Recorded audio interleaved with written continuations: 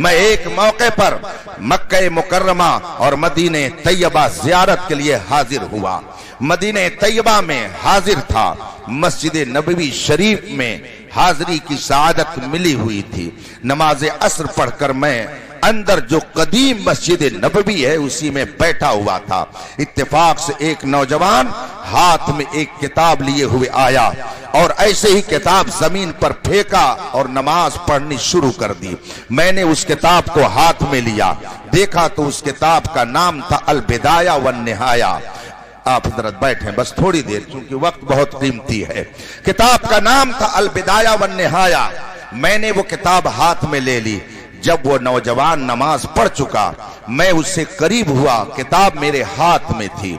मैंने उससे कहा हल अस्ततियु अन अतकल्लमक, क्या मैं आपसे कुछ बात कर सकता हूं? उसने कहा ला बासा भी, कोई हरज नहीं, आप बात कर सकते हैं। मैंने उससे पूछा माज़ा तश्तगिल, आप करते क्या हो, आपका मशगला क्या है, आपका वर्क क्या है, आपका काम क्या है?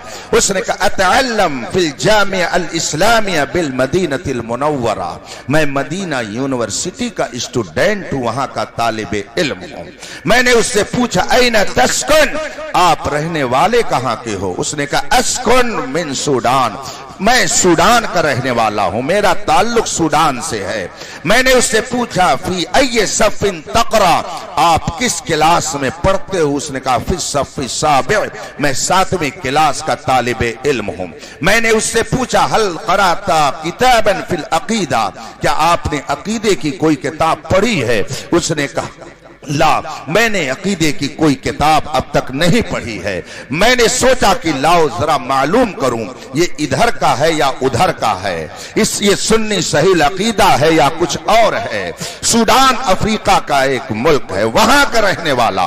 उससे मैंने पूछा अन्नास यज़हबूना इला रौज़तिन नबी सल्लल्लाहु अलैहि वसल्लम, रसूल पाक की बारगाह में लोग फौज दर फौज पहुंच रहे हैं, अल्लाह के रसूल की बारगाह में सलाम पेश कर रहे हैं, क्या रसूल पाक इसे सुनते हैं या नहीं सुनते हैं? मैंने सोचा कि लाओ ये सवाल करूं, अगर ये कहता है कि सुनते हैं तो मैं समझ जाऊंगा कि ये इधर का है, और अगर इनकार करेगा तो मैं समझ जाऊंगा कि ये उधर का है। मुझे और कुछ कहने की जरूरत ही नहीं पड़ेगी। चुनांचे मैंने उससे जब ये कहा अन्नास यज़हबूना इला रौज़तिन नबी सल्लल्लाहु अलैहि वसल्लम, लोग रसूल पाक के रोज़े अतहर पर गुंबदे खजरा पर हाजिरी दे रहे हैं, क्या रसूल पाक इसे सुनते हैं? उसने आओ देखा न ताओ फौरन कहा क़ाल अल्लाहु तबारक व तआला फिल कुरआनिल करीम इन्नका मय्यित व इन्नहुम मय्यितून। उसके बाद खुद आगे वो कहता है फकुल्लुहुम सवा सवा। इसका मतलब आप नहीं समझ सके, उलमा ने समझ लिया होगा, आप ज्यादा समझदार हैं इसलिए नहीं समझ सके। मौलाना लोगों को आप लोग ओल्ड मैन समझते हैं, कहते हैं ये तो 1400 साल पुरानी ही बात बताते हैं, दुनिया कहां से कहां चली गई। ये लोग यही कहते हैं नमाज यूं पढ़ो, रोजा यूं रखो, कुर्ता यूं पहनो, लिबास यूं पहनो, आप अपने आप को यूं रखो, बाल यूं रखो, दाढ़ी यूं रखो, ये इसी में फंसे हुए हैं। दुनिया कहां से कहां चली गई? मेरे नौजवानों बताओ दुनिया कहां से कहां चली गई है? नमरूद कहां चला गया? फिरऔन कहां चला गया? कारून कहां चला गया? शद्दाद कहां चला गया? अबू जहल कहां चला गया? उतबा और शैबा कहां चले गए? बड़े बड़े उद्योगपति कहां चले गए? सब के सब इसी जमीन में दफन हो गए। के वफादार गौसे आजम कल भी जिंदा थे, आज भी जिंदा हैं। ख्वाजा गरीब नवाज कल भी जिंदा थे, आज भी जिंदा है।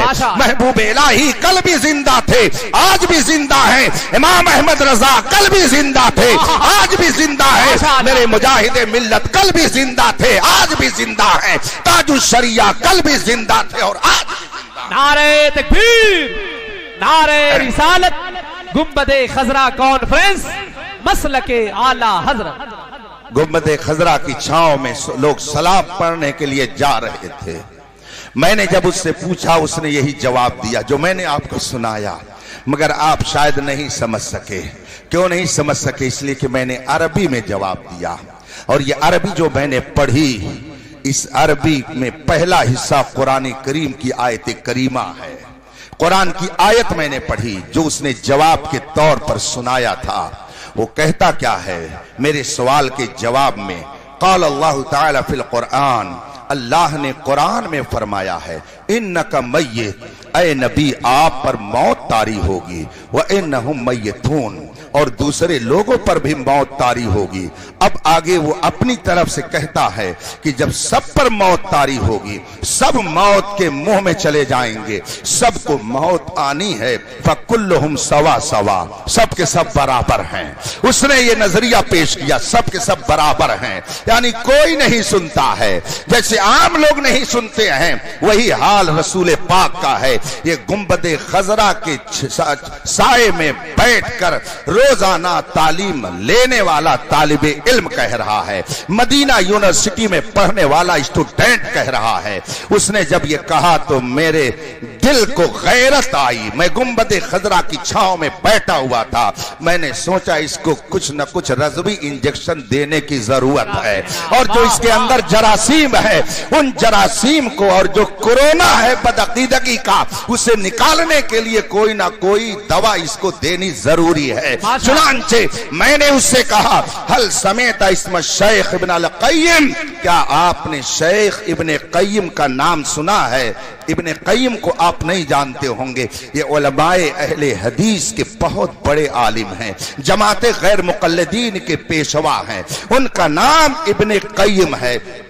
मैंने ये नाम इसलिए लिया कि आदमी दूसरों की मानने में तरद्दुद में रहता है, मगर अपनों की तो मानता ही मानता है। इसलिए मैंने उस गैर मुक़ल्लिद आलिम का जिक्र किया जिसको सारे उलमाए अहले हदीस अपना पेशवा मानते हैं, उनका नाम इब्न क़य्यिम है। मैंने कहा क्या आपने इब्न क़य्यिम का नाम सुना है? उसने कहा हाँ मैंने सुना है। मैंने कहा उनकी एक किताब है जिसका नाम अर्रूह है, क्या आपने इस किताब का मुताला किया है? उसने कहा ला, नहीं मैंने इस किताब का मुताला नहीं किया है। मैंने उससे कहा कि इब्न क़य्यिम ने अपनी किताब अर्रूह के अंदर ये लिखा है, कद सह्हा अन नबी सल्लल्लाहु अलैहि वसल्लम अन्नल अंबिया अहयाउन फी कुबूरिहिम युसल्लून।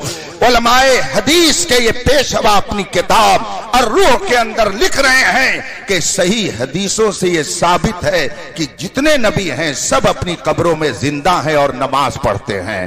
जब मैंने उसकी ये इबारत पेश की और किताब अर्रूह का हवाला दे करके मैंने उससे पूछा क्या इब्न क़य्यिम ने जो ये लिखा है आप इसको मानते हो? अब जाहिर सी बात है, बात आ गई अपने मौलाना की, तो कैसे इनकार कर सकते हैं? यही वो नुक्ता है जिसे समझने की जरूरत है। कुछ लोग ऐसे हैं कि अगर उनके पीर के बारे में कोई कुछ कह दे, उनके उस्ताद के बारे में कोई कुछ कह दे, उनके शेख के बारे में कोई कुछ कह दे, तो वो आपे से बाहर हो जाते हैं, वो उसको बर्दाश्त नहीं कर पाते। मगर सुन्नी सही अकीदा ये सोचता है तुम मुझे जो चाहो कह सकते हो, मेरे पीर को जो चाहो वो कह सकते हो, मगर पीरों के पीर मुस्तफा की बारगाह में अगर तुम गुस्ताखी करोगे तो हमारी जान भी जा सकती है। हमें कोई परवाह नहीं है, हमारे घर लुट जाए हमें उसकी कोई परवाह नहीं है, मगर ये हम भला कैसे बर्दाश्त कर लें कि मुस्तफा की शान में गुस्ताखी की जाए।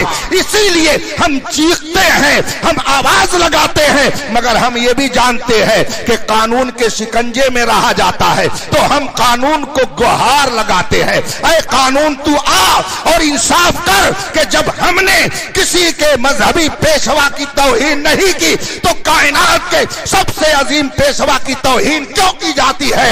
इसलिए अगर आज नहीं तो कल मैदान महशर में देखा जाएगा, जालिम अपने कैफरे किरदार को पहुंचेगा और अहले ईमान जन्नत की पहाड़ों में। वाह वाह वाह, नारे तकबीर, नारे रिसालत, गुंबदे खजरा कॉन्फ्रेंस, मसलके आला हजरत।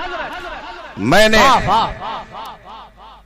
अर्रूह किताब का हवाला दे करके जब उससे पूछा कि बताइए आप इसको मानते हैं कि नहीं मानते हैं, उसने कहा हाँ मैं मानता हूं। जब उसने कहा मैं मानता हूं तो मैंने फिर एक सवाल ठोक दिया। मैंने कहा आपने अभी कुरान की आयत पेश की थी जिससे आप ये साबित करना चाहते थे कि नबी सुनते नहीं हैं, मैंने इब्ने क़य्यिम के हवाले से हदीस पेश की जिसमें लिखा हुआ है कि नबी जिंदा है और जो जिंदा है वो बिलाशुबह सुनता है। तो अब बताइए, आपने जो आयत पेश की जिससे आपने साबित करना चाहा कि नबी सुनते नहीं हैं वो सही है, या जो हदीस मैंने इब्ने क़य्यिम के हवाले से पेश की जिससे साबित होता है कि नबी जिंदा हैं सुनते हैं ये सही है? दोनों में सही क्या है? अब वो बेचारा इम्तिहान में पड़ गया। बहुत देर तक वो सोचता रहा। जब उसको कोई जवाब नहीं बन पड़ा तो उसने मुझसे कहा, बय्यिन माना हाज़िल आया व हाज़ल हदीस, या शेख बय्यिन लना माना हाज़िल आया व हाज़ल हदीस। कहता, शेख मेरी समझ में बात नहीं आ रही है कि दोनों में सही क्या है, मुझे हदीस का भी माना बताइए, कुरान करीम की आयत का भी मतलब समझाइए। मैंने उसको थोड़ी देर तक अपने अंदाज में परेशान किया ताकि ये समझ जाए कि सिक्के के एक रुख को देख करके हकीकत तक नहीं पहुंचा जा सकता है जब तक कि सिक्के के दोनों रुख का मुताला न किया जाए। आजकल कुछ लोग सिक्के का एक रुख दिखा करके कौम को गुमराह करने की कोशिश करते हैं। ये तो इमाम अहमद रजा का कमाल है कि उसने हर हकीकत से निकाब को उलट करके और कौम को गुमराहों से मुतनब्बे करते हुए फरमाया, सोना जंगल रात अंधेरी छाई बदली काली है, सोने वालों जागते रहियो चोरों की रखवाली है। मैंने उसके सामने जब तफसील रखी उसने कहा, शुक्रन लकाया शेख, आपका बहुत बहुत शुक्रिया कि आपने मुझे कुरान और आयत हदीस का मतलब समझा दिया। और उसने तस्लीम किया कि बेशक नबी जिंदा हैं और कब्रों में अपने अपने आराम फरमा, अपनी अपनी कब्रों में आराम फरमा है और पुकारने वालों की पुकार को वो सुनते हैं। उसने इस बात को तस्लीम किया। मैंने सिक्के का दोनों रुख जब उसके सामने रखा हुआ हैरत में पड़ गया। मैं यर्ज करना चाहता हूं कि आज भी एक जमात जुब्बा लिबास में कौम को गुमराह करने की नापाक कोशिश में लगी हुई है और कलमा पढ़ने के बावजूद वो दर हकीकत कुरान का भी इनकार कर रही है और हदीस का भी इनकार करती है। इसी हिंदुस्तान में ये जमात भी पाई जाती है। रसूल पाक सल्लल्लाहु अलैहि वसल्लम ने अपने सहाबा के बारे में फरमाया, हजरत सैयदना अबू सईद खुदरी रज़ियल्लाहु ताला अन्हु सहाबी रसूल हैं। वो रिवायत करते हैं कि रसूल करीम सल्लल्लाहु अलैहि वसल्लम ने इरशाद फरमाया, ला तसुब्बु सहाबी, मेरे सहाबा में किसी की शान में गुस्ताखी के कलमा मत बोलना। रसूल पाक का इरशाद है, मेरे सहाबा में से किसी की शान में गुस्ताखी मत करना। उनकी शान ऐसी बुलंद बाला है। अल्लाह के रसूल फरमाते हैं, लौ अन्न अहदकुम अनफक़ मिस्ल उहदिन ज़हबा मा बलग़ मुद्द अहदिहिम वला नसीफा। उनकी शान यह है कि अगर तुम में से कोई उहद पहाड़ के बराबर सोना खर्च कर दे और मेरा सहाबी 2 किलो 4 किलो जौ अल्लाह के रास्ते में खर्च कर दे तो तुम्हारा उहद पहाड़ के बराबर सोना मेरे सहाबी के 2 किलो जौ का मुकाबला नहीं कर सकता है। ये रसूल पाक के सहाबा की शान है। मगर कलमा पढ़ने वालों का एक गिरोह इस वक्त हिंदुस्तान भर में तौहीन सहाबा की तहरीक चला रहा है और जगह जगह रसूल पाक के सहाबा की शान में गुस्ताखी करके अपनी बदबख्ती का सबूत दे रहा है। बताइए, रसूल पाक तो ये फरमाए कि मेरे सहाबा को तुम बुरा मत कहना, मगर जमात एक ऐसी पाई जाती है कि जो कलमा पढ़ने के बावजूद रसूल पाक के सहाबा की तौहीन कर रही है। जगह जगह अपनी मस्जिदों में, अपने अवाम में, अपने लोगों में सहाबा की अजमत पर कीचड़ उछालने की नापाक कोशिश की जा रही है। इसी वजह से 2 महीने के अंदर मुझे 2 मर्तबा ऐसे नाहंजारों से मुनाजरा करने के लिए मजबूरन जाना पड़ा। पहली बार मैं बिंगलौर गया और अभी चंद रोज पहले मुझे झांसी जाना पड़ा।